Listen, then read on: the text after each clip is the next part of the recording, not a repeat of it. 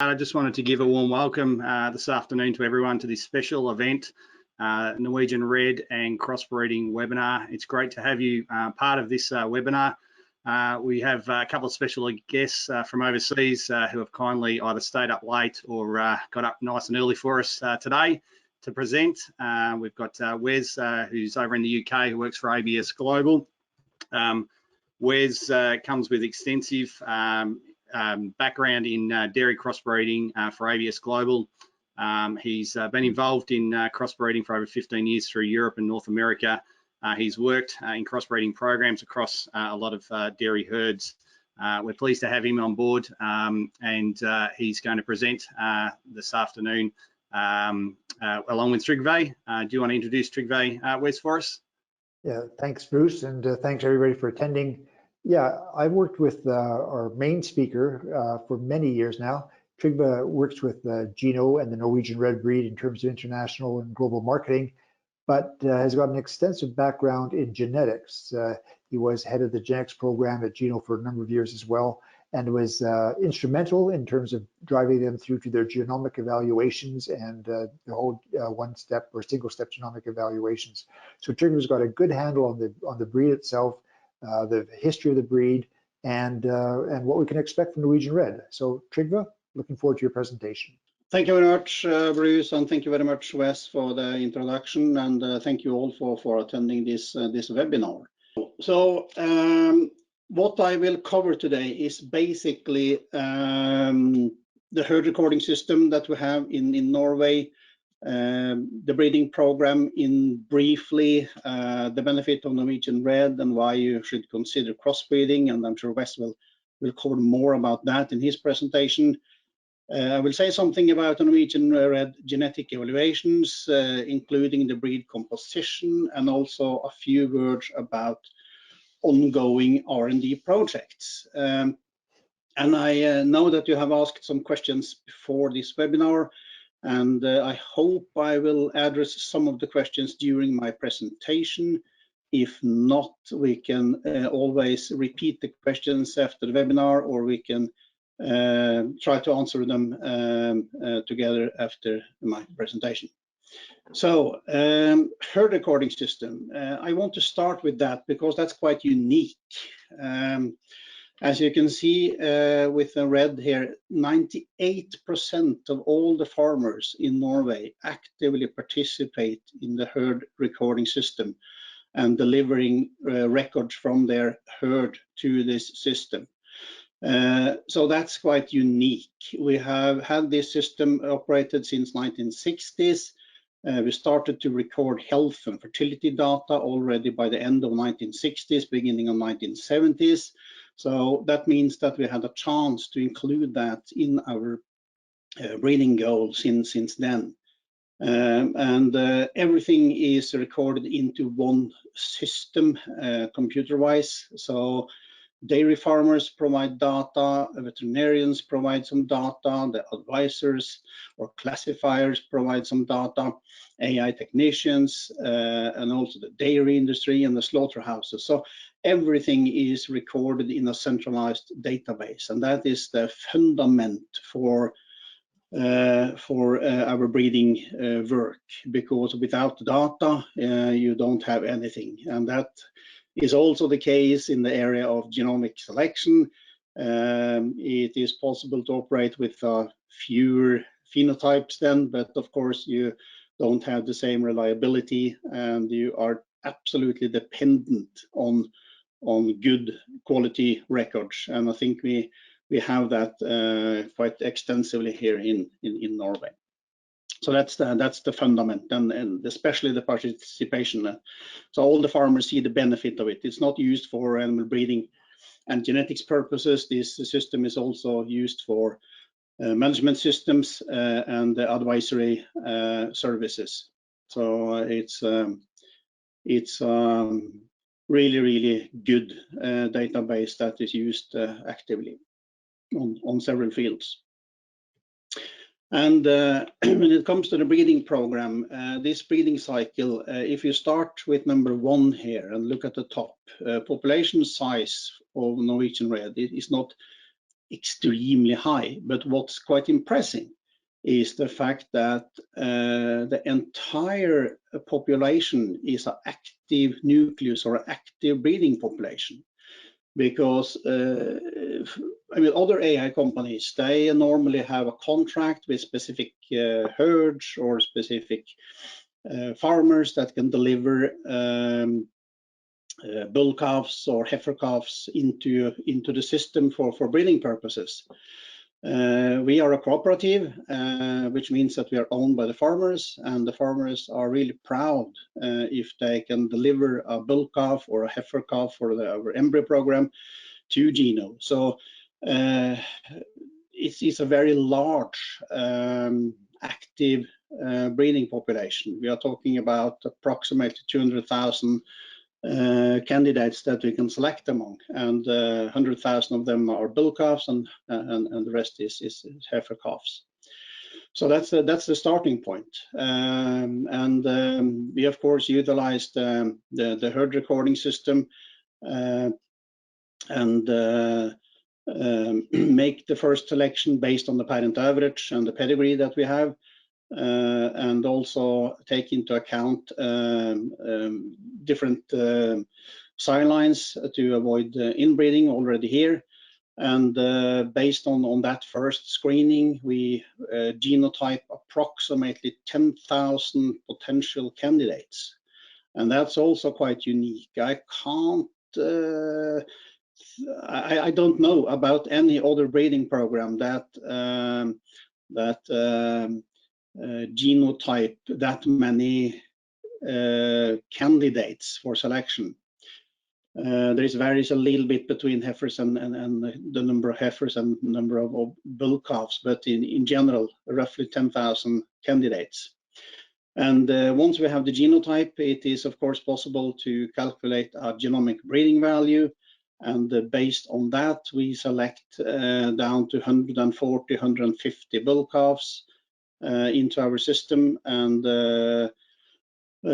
from them they of course need to produce semen. They need to have good feet and legs. They need to have the okay conformation, and they need to have all the biological functions to become AI sire.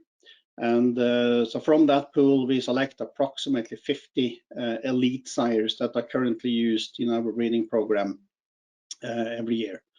And in the same way, we select the heifers for our embryo program.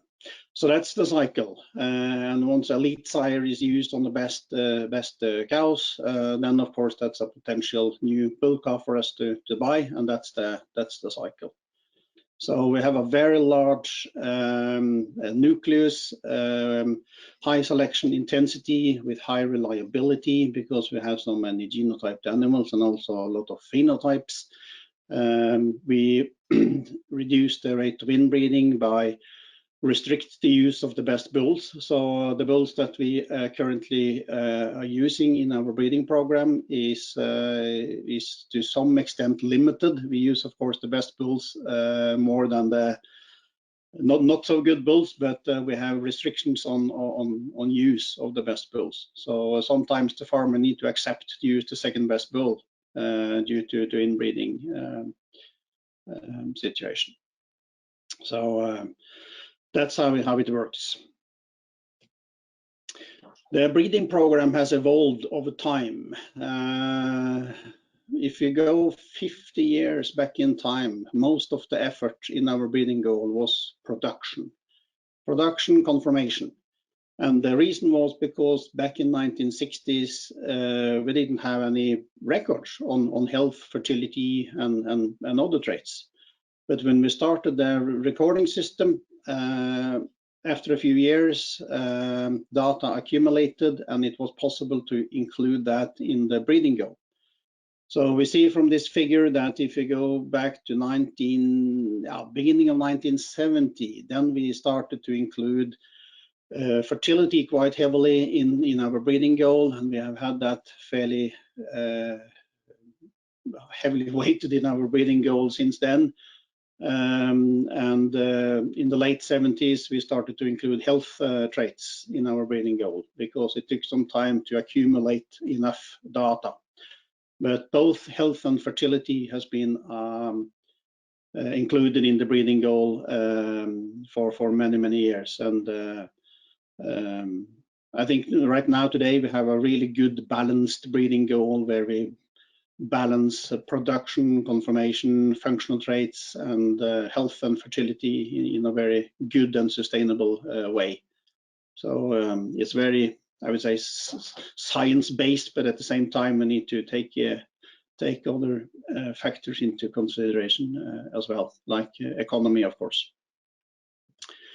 So this is more detailed description of the weight factors in the breeding goal. I don't go into details here, but what we call the total merit index, that's our weight factors, and you can see on the table to the right the weight factors on the different traits. So production index is of course weighted the most, but also other conformation, health and fertility is highly weighted in the breeding goal. And you probably notice also the beef index is relatively weighted. That is due to economy and also the fact that it gives a robustness to the animal, and also the functional traits that is necessary to have. So in total, we have 46 different traits included in the breeding goal, and sub-indexes that is also made up of or traits that are divided into sub-indexes. So that's quite many traits included. Here you can see the genetic gain in the Norwegian red population over time. This is the last 20 years. So if you look at the left bottom corner of the figure, you can see that the genetic gain was approximately 1.6 index points per year over a time period from 2001 until about 2011. And the blue line, that represents the period when we had progeny testing. At that time, genomic selection was not introduced, it was not implemented. So back in 2001, people didn't know what, it was first introduced, the concept of genomic selection, and it took some time, of course, before it was possible to implement it and use it commercially. So in 2011, 2012, the orange line, we started to include genomic selection as a pre-selection step in our breeding program. We didn't left progeny testing immediately because at that time the reliability on the genomic breeding values was not good enough. So we didn't dare to switch over to genomic selection 100%. So we run both progeny testing and genomic selection in parallel. And they used genomic selection as a pre-selection to improve the first step of the selection. And that resulted in genetic gain of about 2 index points in our TMI per year. But then, of course, we gradually had more genotyped animals, better and better methods for predicting breeding values, and higher reliability on our genomic breeding values, and we trusted more and more genomic selection. And in 2016 we left progeny testing and switched over to only using genomic bulls in our domestic market. We still have daughter-proven bulls, of course, but for our domestic market and our breeding program, we currently use, and from 2016 we used only genomic bulls. And you can see that the genetic gain increased even more, about 3 or 4 points in the total merit per year. And the last few years we have selected females for our embryo program, and that has boosted the genetic gain even more. So so combination of embryo production and genomic selection has really made the genetic progress very, very quick in Norwegian Red. And then, of course, you can ask yourself, okay, if you have such a genetic gain and strong selection intensity, how will that affect the sustainability and inbreeding? Because that is a fairly common issue when you switch over to genomic selection. And here you can see the rate of inbreeding in the Norwegian Red population. It's very low compared to other breeds in general, I would say. So the last few years, in the time period we have had only genomic selected bulls from 2016, our inbreeding or rate of inbreeding per year is 0.04%, which is about 0.21% per generation. What we call the effective population size, that's the bottom figures in the table. That's between 230 and 250. And the effective population size, that is a figure saying something about inbreeding as well, because that is the number of unrelated animals transmitting genes to the next generation. And if you are down to, let's say, 100, 120 animals on effective population size, then you reach I would say, critical point when it comes to inbreeding. And I know at least some Holstein populations, they are down to 50, 60. So it should blink a red light for inbreeding in all the breeds. Then, of course, crossbreeding is the solution to break that homozygosity or inbreeding situation. So that's quite good. And the reason why we have been able to keep the rate of inbreeding at this low level is because we have restricted use of the best sires in our nucleus, and of course also the fact that we select sires from as many different sire lines as possible during our selection process. So we use what we call the optimal contribution selection. It's a technical term, but it's basically to restrict the rate of inbreeding and maximize the genetic gain, simply. Okay. I know that Wes will talk more about crossbreeding, so I will not go too detailed into the crossbreeding concept, but I want you to know or just consider a few bullet points to address the question why you should consider using Norwegian Red in the crossbreeding program. I think fertility is obviously one reason, because Norwegian Red is extremely good in fertility. So expect a significant improved fertility if you use Norwegian Red in your breeding program. You reduce the number of days open, you increase the daughter pregnancy rate. That's what you should expect. You should also expect improved health. I mean, remember that we have included health in the breeding goal for many years, and our health situation is extremely good. So expect improved health. It's difficult to quantify exactly how much you can expect here, but expect more healthy cows, expect maybe an improvement on somatic cell count, and expect to use less hormones or antibiotics compared to your situation today. And production-wise, I would say that you will not lose any production if you go to crossbreeding. Do not expect any significant reduction or difference in production performance. And at the same time, the Norwegian Red cow is slightly smaller, especially compared to the Holstein. We're talking about at least 5-6 centimeters or 2 inches lower.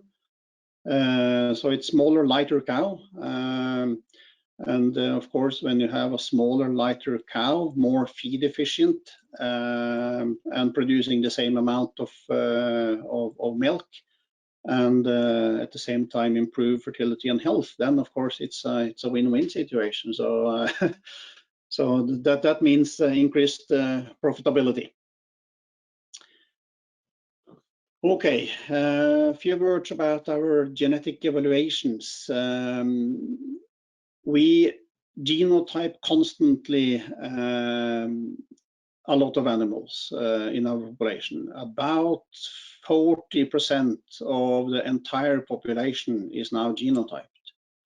And routinely we genotype, as I said, about 10,000 bull calves and 10,000 heifer calves on a routinely basis. And once we have the results from new genotypes, we are calculating new genomic breeding values. And that happened approximately every 3rd week. Could be 2 weeks in between, it could be maximum 4 weeks in between, depends on the results from the genotypes. But roughly speaking, routinely we calculate genomic breeding values every 3rd week. We are using something called the single-step method. Not many companies or genetic evaluation center use that. It's very computer intensive, and it's a method that utilizes the genotyped animals and the non-genotyped animals in a simultaneous way. It's in my opinion absolutely the best and state-of-the-art method for calculating breeding values, but it is very computer intensive. We deliver, of course, breeding values to Interbull. I don't know if you use Interbull or if you are familiar with Interbull, but Interbull currently do not have any genomic evaluations for the red dairy cattle, only Holstein for the moment. So that's why we are using the ordinary block method and only have progeny tested bulls or results from that delivered to Interbull, and that is 4 times per year. So that is also a routine part of the genetic evaluations. So RDC stands for red dairy cattle. That's Interbull's abbreviation for the red breeds. We are using a base level of 5-year cow base. That's a rolling base. We don't change our base for scaling our indexes every year or every 5th year. That is a continuously 5-year rolling base.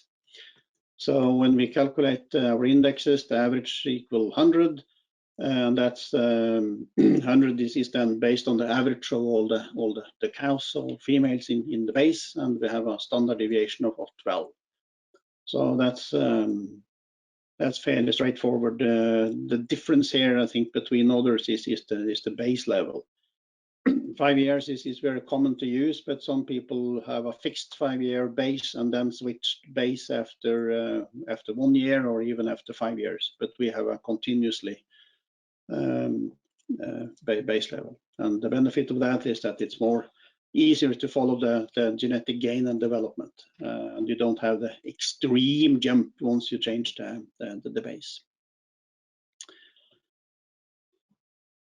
Okay, breed composition and the history. I mean, the Norwegian Red, if you go 80 years back in time, maybe a little bit more, it was 4 or 5 different local breeds within Norway. It was one breed for the northern Norway, one breed for southern parts of the country, and the western part of Norway had a slightly different breed.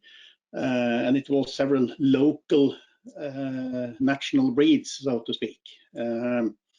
And in 1935, some people decided to merge that. It was more effective to create the Norwegian Red breed instead of all these local breeds. And the best genes from the different local breeds was merged together, and the Norwegian Red was created. During the following years, it was tried out some different ways to improve during that time, especially in the 50s, 1960s.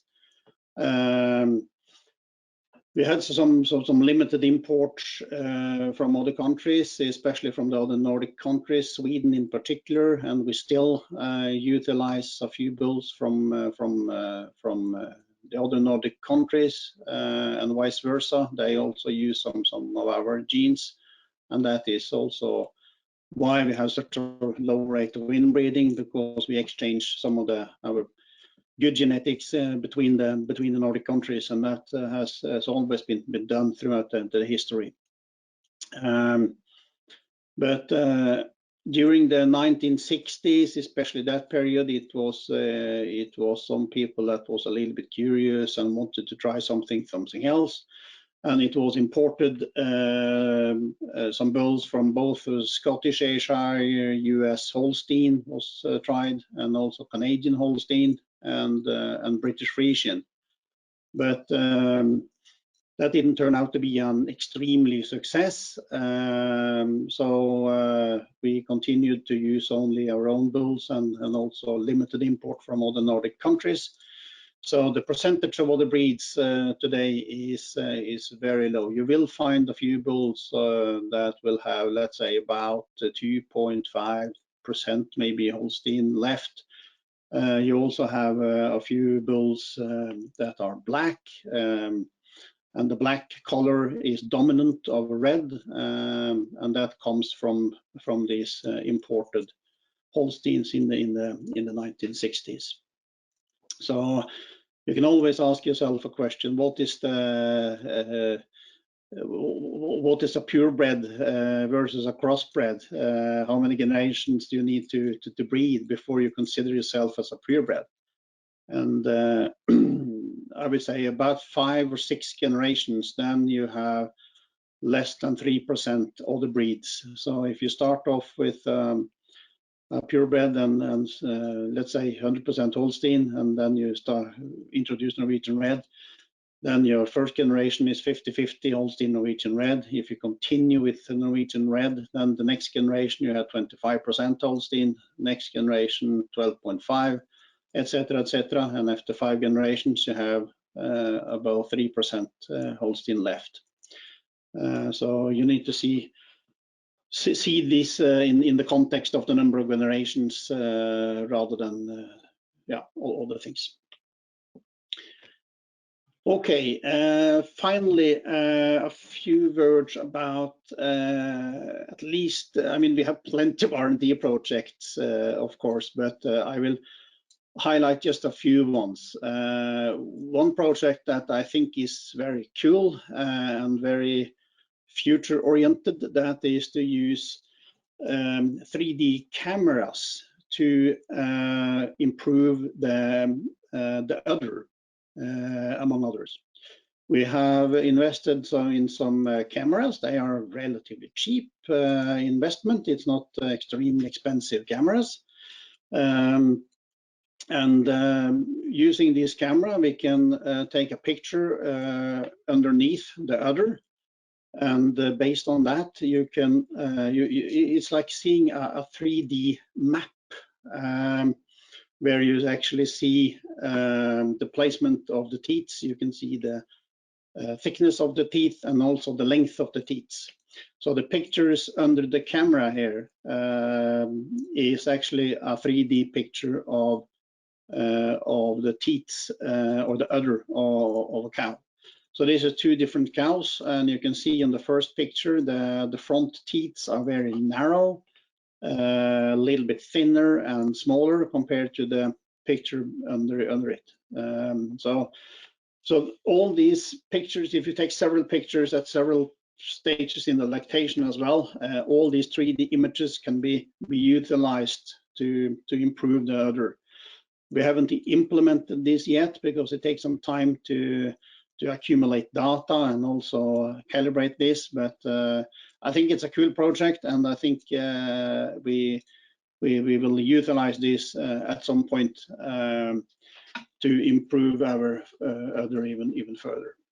it's a very objective evaluation as well, instead of classifiers, because that could be a little bit subjective sometimes. Within the genomics, it's always R&D projects ongoing, of course. Now it's more sequencing data that are analyzed, and how to utilize sequencing data and also impute sequencing data to a more, I would say, lower resolution, so to speak. You genotype your animals with a certain SNP chip with certain number of markers, but if you do sequence all your animals, then it's possible to fill in the gaps, so to speak, where you don't have a tight marker. So that will improve the precision even further. So it's always ongoing projects within the area of genomics, including new tools like gene editing. We don't have an active R&D project currently doing that, of course, but we are part of a project together with 2 universities working on gene editing. So we are building knowledge within that field as well. Another project that is really relevant, and I think one question that was asked before this webinar, that was, what trait do you want to improve in Norwegian Red, or do you want to improve first? And I think the result of this R&D project is actually what we are currently working on, and currently will be the first trait that we want to improve, and that is feed efficiency. We have currently installed some machines called the green feeder. The green feeder measure the methane emission, and the figure you see on the screen, that is from 3 different cows. The methane emission from 3 different cows, and you can clearly see that there is a difference between the 3 cows. The blue one, the red one, and the green dotted lines represents 3 different cows, and that shows that there is a variance between animals. There is also variance between herds, and our goal is to accumulate data and utilize this in our breeding program, and also include feed efficiency as part of the breeding goal. So we can breed for a more, I would say, efficient and also environmental friendly cow, because we see quite large differences in the methane emission and feed efficiency among individuals. So this is the trait that we want to implement first and want to improve next. So I think I will stop there. I hope I answered at least some of the questions that was asked before the webinar. Otherwise, we can always discuss the questions and discuss some of the topics further. But I think I'll stop my presentation there, and we can switch over to you, Wes. Great. Well, thank you very much for that, Trygve. And Trygve has covered very much, of course, the Norwegian Red aspect of things. And I'm going to talk about using Norwegian Red option in crossbreeding. First of all, let's define what crossbreeding isn't, and that's not what crossbreeding is. Okay, now my background before I got involved in crossbreeding was very much with the Holstein breed. I was actually a Holstein field rep in Canada, and I never really thought much about crossbreeding, and maybe I thought this is what it was. But what I learned subsequently when I was living in Europe was that the other breeds were making a lot of progress in terms of production and health and fertility. And in fact, they had something to offer to the dairy industry. And that's what got me first interested in crossbreeding. And from there, as Bruce mentioned earlier on, I've now been working with crossbreeding herds, many different breeds, and setting up programs for close to 16 years now. And crossbreeding is increasing around the world. And that is interesting because it's actually driven by farmer demand. It's one of the few things I actually know that's happening in the dairy industry where it's not some company that's invented something new and said, this is going to make it better. This is actually the dairy farmers saying we have to do something different because what we've got just isn't working. And that has driven the growth in crossbreeding, is the fact that the existing breeds had some lacking aspects. And of course, that's what crossbreeding does, is it brings together the benefits of different breeds and allowing you to improve your herd and doing that faster than with pure breeding. Right now, over 12% of the US cows are crossbred. And talking with Bruce earlier on, he was saying that roughly speaking, we think about 15% of the cows in Australia about crossbred. So very similar. And what we're seeing, what's really interesting in America, is that a lot of the very large commercial herds are crossbreeding. And the reason they're doing that is because that crossbred cow is a hardier cow. She requires less maintenance. And she's a cow that doesn't require as many inputs as some of the very intensely bred purebreds as well. As a result of this, as the market growing and as the demand growing for this, we've had AI companies now buying bulls and promoting crossbreeding because they see that's where the market's going. And what's driven this whole change for crossbreeding? I think it's a new reality in the industry. The Holstein is a large animal and she's got some calving difficulties. Now we can manage that, of course, by choosing calving-ease bulls, but it's something that a lot of people, they use the jerseys on their heifers in order to get away from those calving difficulties, because we know that if you've got a big calf, it wrecks the cow, okay? So calving difficulties is an issue.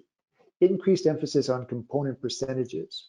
We're seeing more and more in many countries that the milk buyers don't want to be paying to haul water around, so they want the higher percents. And by introducing other breeds that got those higher percents, you can very quickly change your herd in that respect as well. Fertility and health is a challenge in many of the purebred herds, partially because of the increase in inbreeding, but also because what's happened is they've been more intensively pushing some aspects other than health and fertility. And we've seen this suffer. And by using some breeds like the Norwegian Red, that have been putting more emphasis on health and fertility, you can introduce that into your herd very quickly. It's ease of management with crossbreeding as well. And I believe very strongly that we've got to breed a cow to fit the system. You can change everything on your farm, in your management, in your nutrition to fit the cow, or you can have a cow that fits your system. And that's what I believe in, is breeding a cow that fits your system. More and more on dairy farms, there's going to be more issues with staff, finding good staff, people that can know cows in that aspect as well. And crossbreds tend to be easier keeping cows, less mastitis, less calving problems, easier getting heat. These things are all making for an easier to manage cow as well. And for me, the bottom line about crossbreeding really is the guys that are interested in crossbreeding are dairy people that are interested in profit. They don't care what the cow looks like. They don't care about winning awards in terms of highest milk production. No, they're just in the bottom line. And that's what crossbreeding delivers, is that bottom line. And as Trygve mentioned, the concern about inbreeding as well. So I'm going to talk about two different options, mainly the crossbreeding. Trygve has very much covered the pure breeding aspect of Norwegian Red. I'm going to talk about why crossbreeding a little bit initially, and then why Norwegian Red for that as well. And there's two main reasons to crossbreed. One is heterosis or hybrid vigor, and that's what first of all got me excited about crossbreeding, was this idea of a free benefit. By bringing together two breeds, you get rid of all that inbreeding, and immediately you can increase a lot of those lower heritable traits. So that's one aspect, but the other aspect is complementarity, and that's a real benefit of it, because by introducing different breeds into your breeding program, you bring those genetics into your herd, and those genetics are transmitted to the future offspring, and they can be compounded. So if you bring in the Norwegian Red with that high health and fertility, you get the heterosis, and you get those genetics from the Norwegian Red for high health and fertility, and that can be built upon in your herd and increased as well. So that complementarity is a real benefit. Crossbreeding with the low heritability traits, the heterosis, as I mentioned as well. Basically, this is an example of it. We're looking at for the additive traits, which are the highly heritable traits, things like yield, we get a heterosis of about 5 to 7%. But with the health and fertility trait, we're getting to be significant numbers, 10 to 12%. And basically, that's where 1 + 1 = 3. And you can see where you've got a parent average for breed reach whatever it is, parent average B, you bring those together and your average is actually not just the average of the two breeds, it's actually adds in the heterosis as well. And that's why it's referred to as a free benefit of crossbreeding, is getting that benefit of heterosis and significantly increasing your health and fertility traits very, very quickly.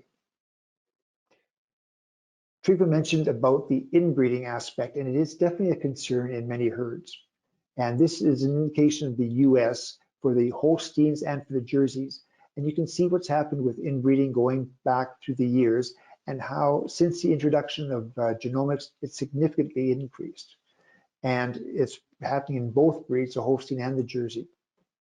And the result of this has been a detrimental effect, particularly on the health and fertility traits. The thing about it is we don't know how bad is. We're concerned about it going up, but we don't know when the breaking point is right now. So it's something to be aware of and something to avoid if we can, but we don't know, as I said, how bad is. And so it's something that we're just watching and hopefully we can manage as the Norwegian Reds have managed, but the Holsteins and the Jerseys are still fighting with this as well. And the other aspect a lot about the Norwegian Holstein is there's still a concern about the fertility and the breed. And in the United States, we measure Holstein fertility and breed fertility based on daughter pregnancy rate. And this indicates the daughter pregnancy rate for the Holstein males and the females going back to 1957. And you can see how that has continuously dropped down over the number of years. And in 2001, it was recognized that it was an issue. And as a result of that, it's stabilized and is now starting to go up to some extent. Now, remember what Trygve said. Back in the early 1970s, that's when the Norwegian Reds started to put emphasis on health and fertility. The Holsteins and Jerseys have only started doing it just recently. And yes, they've stopped the drop in terms of health and fertility, but they've still got a long way to go. And just for comparison's sake, looking at daughter pregnancy rates of the Norwegian Red based on US data, okay, the Norwegian Reds right now are about 9.2 points of daughter pregnancy rate. 1 point of daughter pregnancy rate equals 4 days less open. So right now, the Norwegian Reds are 36 days less days open on average for daughters of bulls used in the United States compared to what the Holsteins are.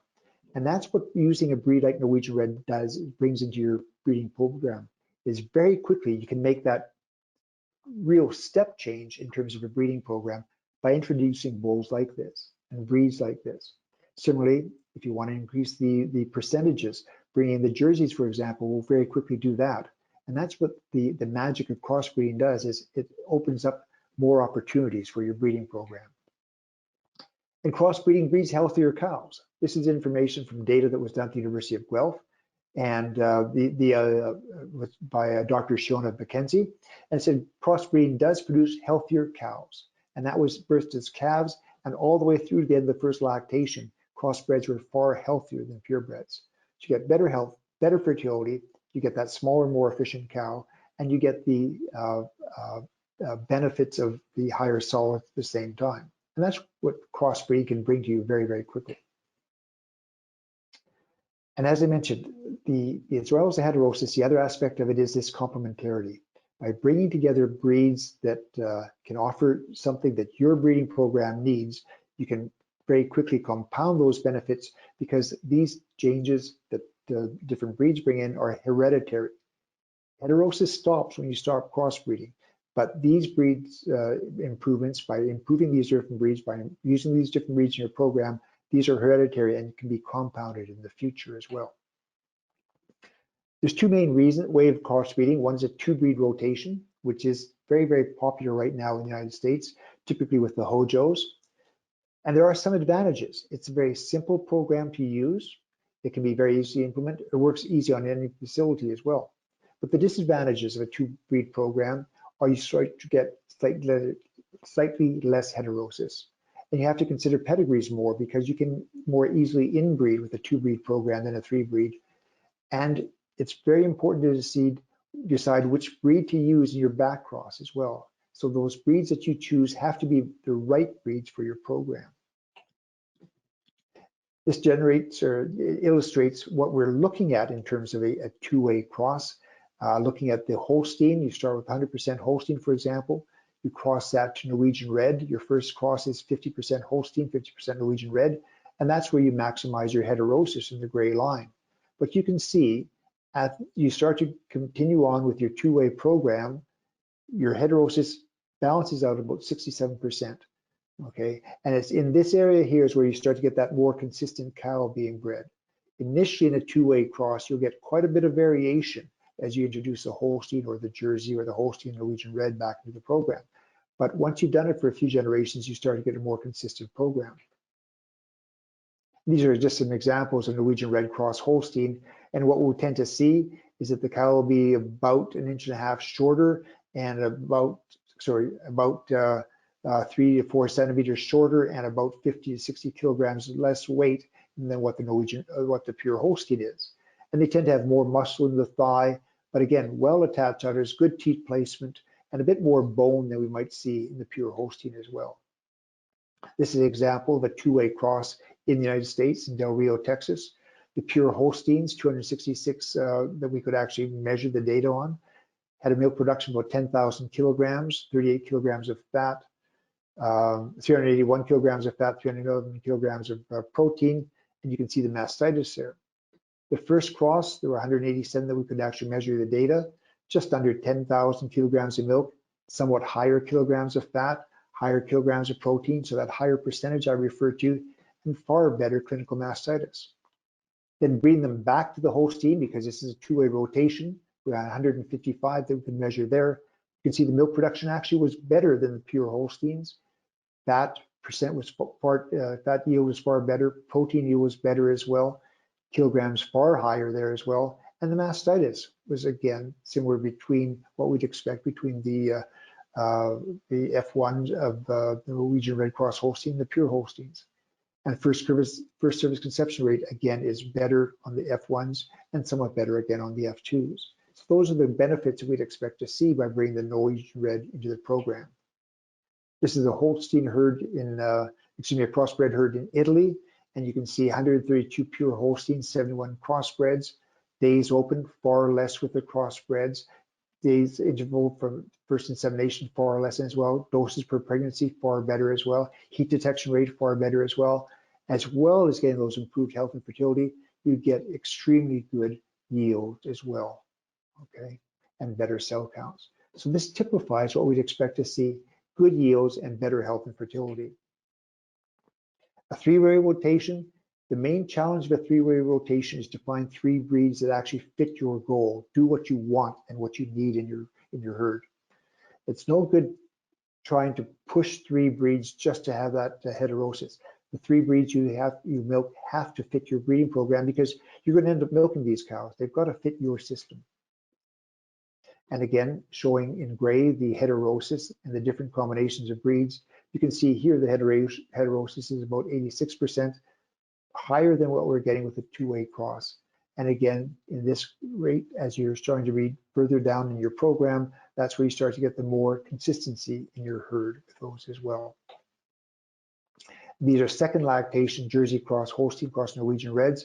You can see the weight of the cows about 545 kilograms, and these are averaging 49.8 kilograms a day, 4.2 fat, and 3.4 protein. So again, a more moderate sized cow, a more efficient sized cow with good production at the same time.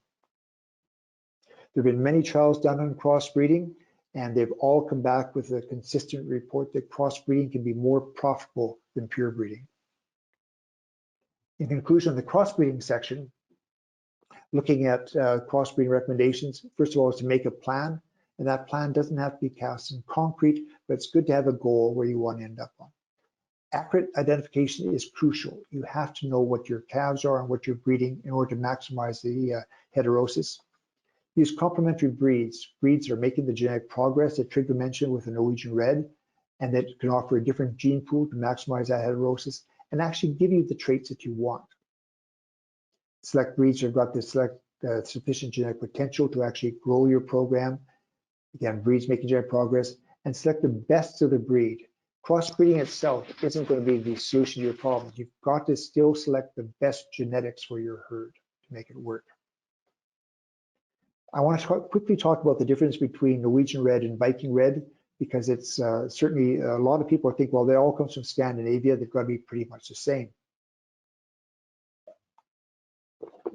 Basic difference is that Viking Red is a breeding program, it's not a breed.